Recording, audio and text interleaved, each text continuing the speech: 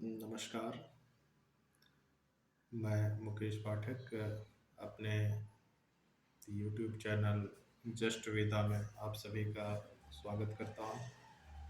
बल्कि कहा जाए तो ये यूट्यूब चैनल जितना मेरा है उससे कहीं ज़्यादा ये आप सबों का है, जिनकी प्रेरणा से और जिनके समर्थन से मैं इस तरह को कार्य को कर पा रहा हूँ।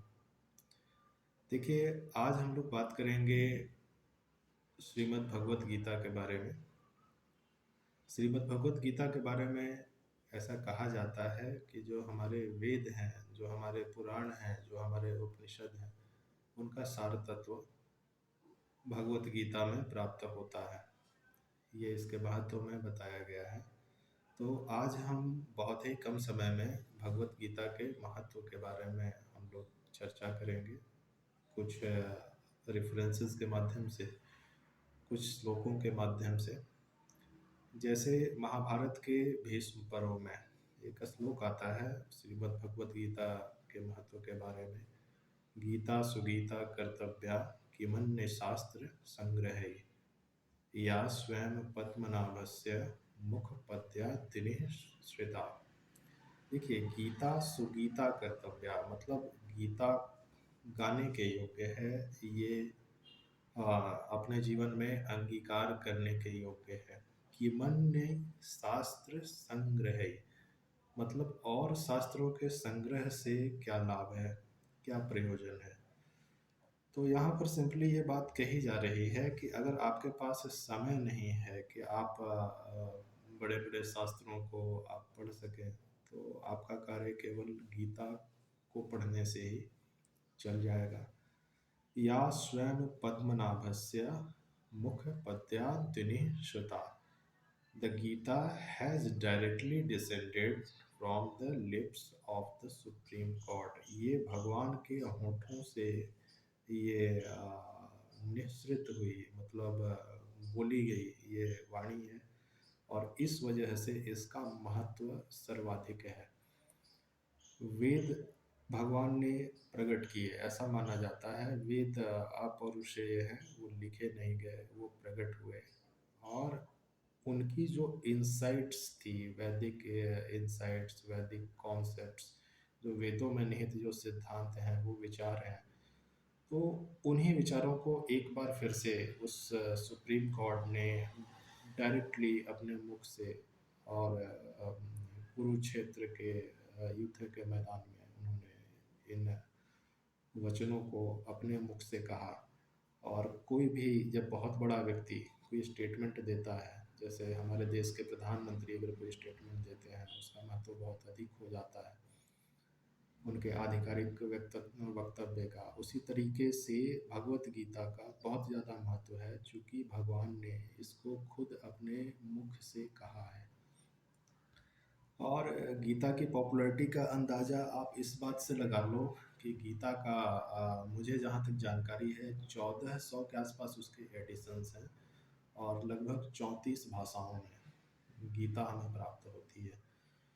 तो 34 भाषाओं में और 1400 संस्करणों में अगर कोई ग्रंथ है, तो ये बिल्कुल निश्चित सी बात है कि पूरे विश्व के सर्वाधिक पॉपुलर ग्रंथों में इसका भगवत गीता का स्थान आता है।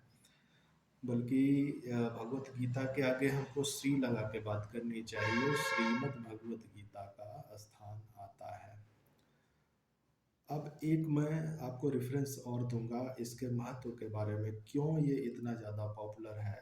भारत के किसी भी बड़े विद्वान का आप स्टेटमेंट देखोगे तो ये बातें आती हैं कि भाई वेदों में कहा जा गया है, पुराणों में कहा गया है, तो इनका महत्व सबसे ज़्यादा क्यों है, गीता में कहा गया है। तो वराह पुराण में एक स्टेटमेंट आता है, गीता श्रेय अहम, गीता श्रेय अहम तिष्ठामि गीता में चोत्तमम गृहम। गीता श्रेय अहम मतलब ये कौन कह रहा है, ये डायरेक्टली इस चीज़ को ईश्वर के द्वारा कहा जा रहा है।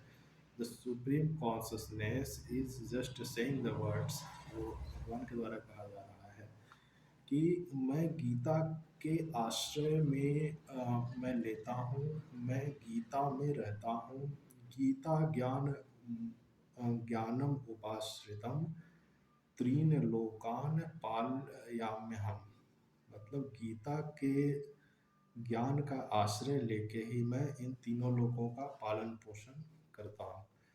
मतलब ये जो हमारा एक वर्ल्ड ऑर्डर है, जो यूनिवर्सल जो ऑर्डर है घटनाओं के घटित होने का, उसके पीछे जो मैकेनिज्म काम कर रहा है, that is written in Bhagavad Gita.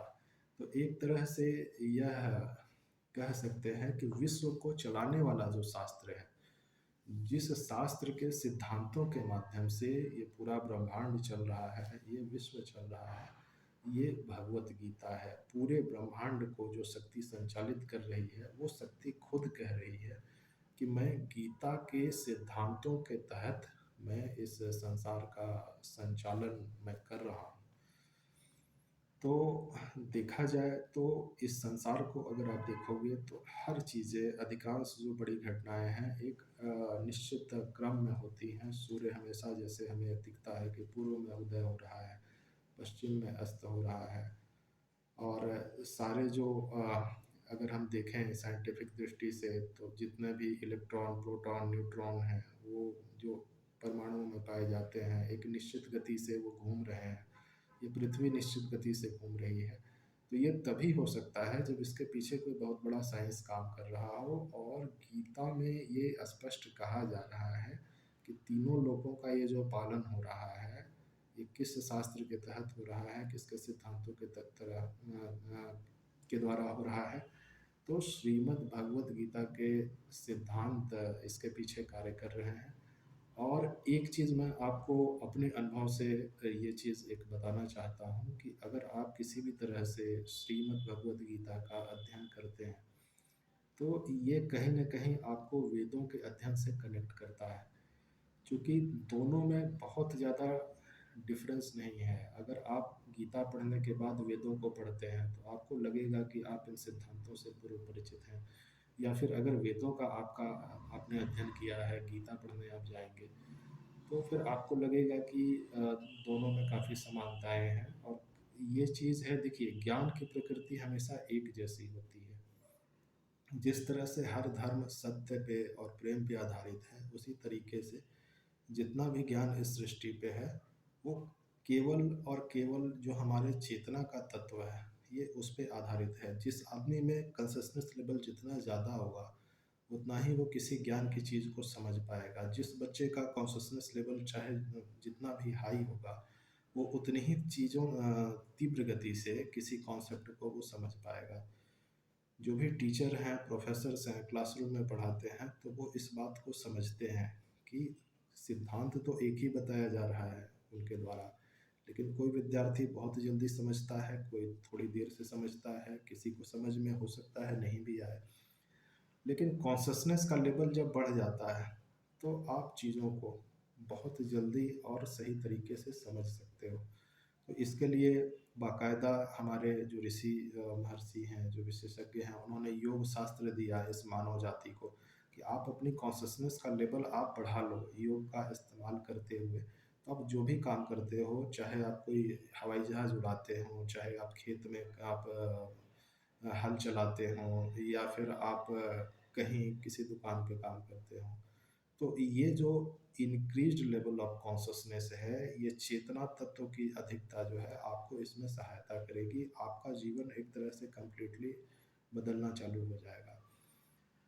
और महाभारत के ही ग्रीष्म पर्व में एक और चीज़ मैं रेफरेंस यहाँ पे देना चाहूँगा महत्व के बारे में, कि गीता को सर्वशास्त्रमयी कहा गया है। स्पष्ट रूप से वो डिक्लेयर किया गया है कि सर्वशास्त्रमयी गीता, मतलब गीता में ही सारे शास्त्र समाहित हैं। तो इन सारे शास्त्रों में वो सारी चीज़ें आ जाती हैं।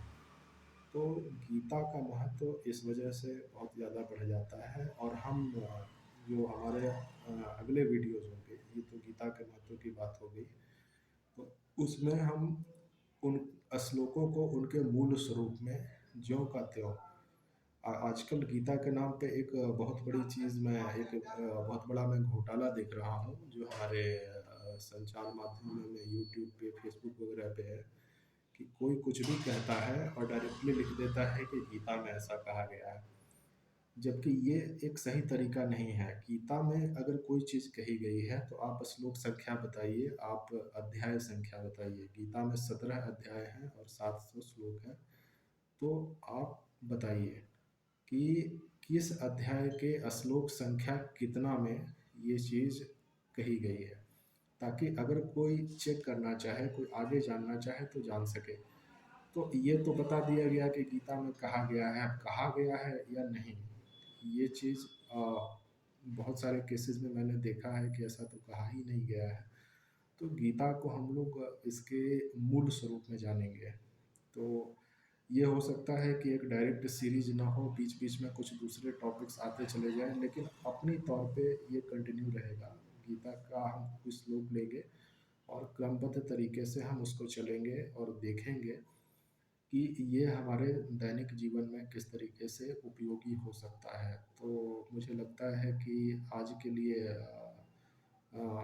वीडियो एक पर्याप्त समय का हो चुका है। तो इसको हम यहीं पे विराम देते हैं और उम्मीद करते हैं कि आगे जा कर के और आप हमारे साथ ऐसे ही जुड़े रहेंगे। तो आप देखिए और आपको अच्छा लगता है तो आप हमें सब्सक्राइब कर सकते हैं, जिससे हमें और बल प्राप्त होगा। और मिलते हैं इसके अगले वीडियो में। तब तक के लिए धन्यवाद।